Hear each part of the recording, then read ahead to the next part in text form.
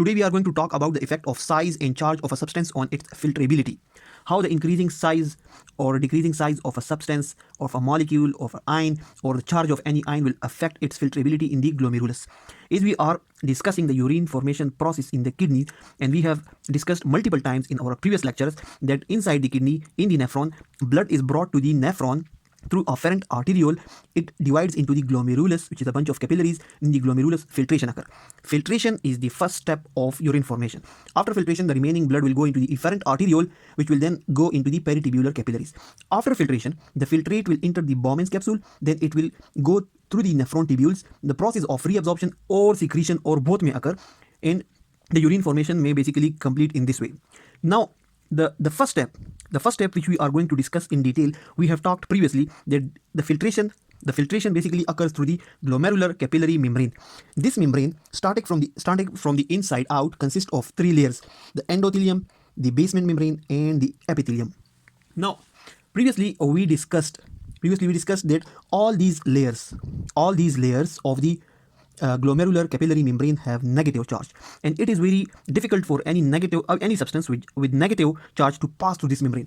So this negative charge makes sure that negative charge particles, especially proteins, should not pass, and they should not come from the glomerulus into the Bowman's capsule. Now, another important thing is that the size, there are some pores known as the fenestrae in the endothelium, and there are some pores in the epithelium which are known as the slit pores. Now, the slit pores and the fenestrae, they allow a lot of water and ions, a lot of substances to move, but they will not allow certain substances. Now, for example, if we consider proteins, the albumin is about 6 nanometer in radius. The fenestrae is around 8 nanometer. So, although the fenestrae is a bit larger than this size of albumin, this is 6 and the fenestrae is 8 nanometer, still the protein cannot pass to this fenestration. Now here come the effect of the size and charge on its filterability. Because of the charge on proteins and because of the charge on the glomerular capillary membrane, on different layer of these membrane, the proteins cannot pass from the glomerulus into the Bowman's capsule. Now, this thing has been shown in detail with the help of this graph. Here we have taken dextrins. Now dextrins have been labeled as positive or they have been labeled as negative or neutral or positive. Cationic or polycationic dextrins are basically positive charged, and these blue colored dextrins have been shown, which are basically neutral dextrins. And finally, the black color is showing the polyanionic dextrins, which have the negative charge. Now, for all the dextrins, this x-axis shows their effective molecular radius. The x-axis is showing the radius of the dextrin, and here is the relative filterability. Here on the y-axis we have the filterability, and here we have the molecular radius. Now, previously in our last lecture we talked about the filterability, that anything with the filterability of 1 is as good as water. The filterability of any substance is, if any substance has a filterability of 1, it is as if it can flow like water, or it can filter like water through the glomerular capillary membrane. Now, any substance with filterability below 1 has filterability less than water. Now, this thing also has some effect with the size and charge of substance. Now, if we consider, for example, this is a radius 30, for example, at level 30 or at level 34 or at any level, if we consider the negative ions, if we consider the negative dextrin, at that 30 level, if we consider the neutral dextrin, and at the same 30 level, if we consider the positive. Now, at this one radius, we see that the filterability, the ability of the dextrin to get filtered is very much high. It is around 1. It is at this level. It is very high for the cationic or the positive charge dextrin. So basically this membrane, this glomerular capillary membrane, which is here, it is negatively charged. So any substance with positive charge will have a very high filterability in the glomerular capillary membrane, and it is having a very high chance to come into the Bowman's capsule, or it is having a very big chance to get filtered into the Bowman's capsule. Now, any substance which is neutral, which is neither positive nor negative. So, for example, the blue color is showing the neutral dextrin. So, at the same level, at the same radius of 30, the filterability of the positive dextrins is very much high. The neutrals is a little bit low. The filterability of the neutral dextrane is a little bit lower than the positive charge, but it is still very high as compared to the negatively charged dextrane. Now this black color dextrane, this curve is showing the dextrane with negative ions, negative charge. So if the glomerular capillary membrane is negatively charged and this dextrane is also negatively charged, so with the same radius of 30, its filterability is very, very low. It is at this level. It is at this level.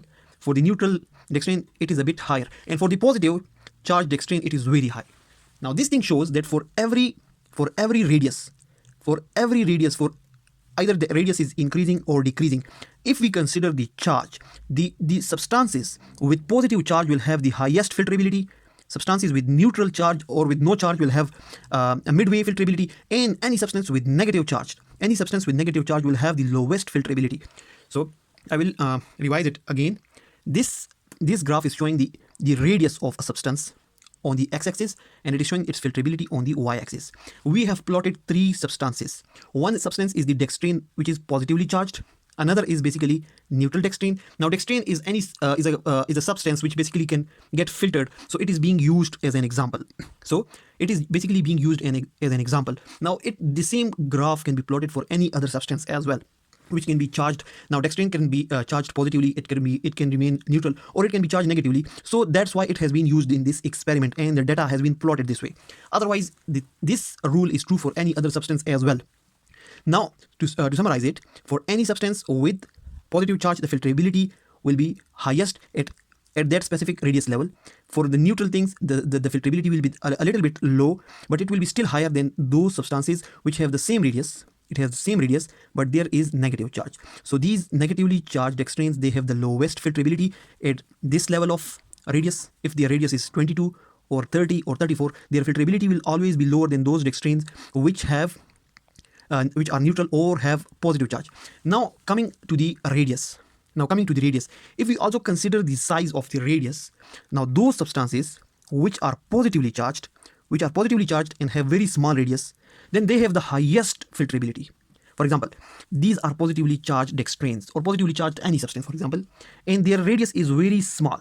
Now we talked about the radius of the fenestrine and the radius of the slit pores through which the filtrate can move from the glomerular capillaries into the Bowman's capsule. Now considering this slit pore and considering this fenestrine, there is a very limited space through which any substance can pass. Now those substances which have small radius, they will have a higher chance to get filtered as compared to those substances which have a higher. Substances with small radius will have a high chance to get filtered as compared to those substances with higher radius. Low radius will have high filterability, and bigger radius will have low filterability. So here we see with the lower radius 18, the filterability is sky high at this level, but this is high for those with positive charge.